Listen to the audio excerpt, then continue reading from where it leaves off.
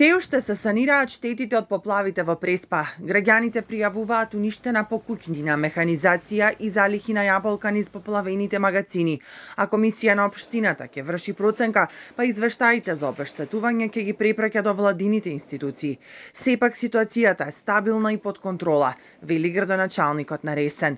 Ги санираме и последните, да кажам, штети од настанатата поплава за жал. Почнавме со дезинфекција заедно со противпожарниот дом, сме во комуникација и со владините тела за понатамошна дезинфекција и дератизација и веќе во постапка Советот на општина Ресен да формира комисија за проценка на штети, да се изработат елаборати и да ги проследиме до надлежните институции.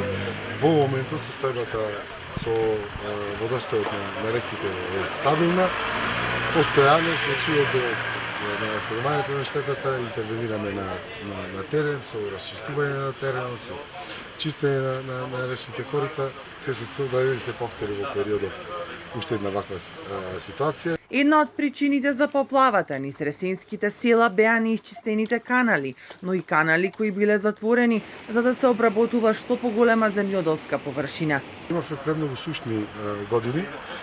Речните корита баш на местата на каде што се излеани беа ова пролет нечистени, да, има и делови нечистени, каналската мрежа дел руинирана, дел затворена.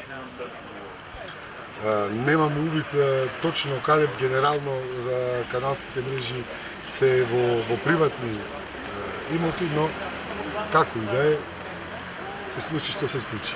Најголема штета е регистрирана во селата Царев двор и Дрмени, каде беа поплавени куќи, дворови, магацини за јаболка и земјоделски посеви.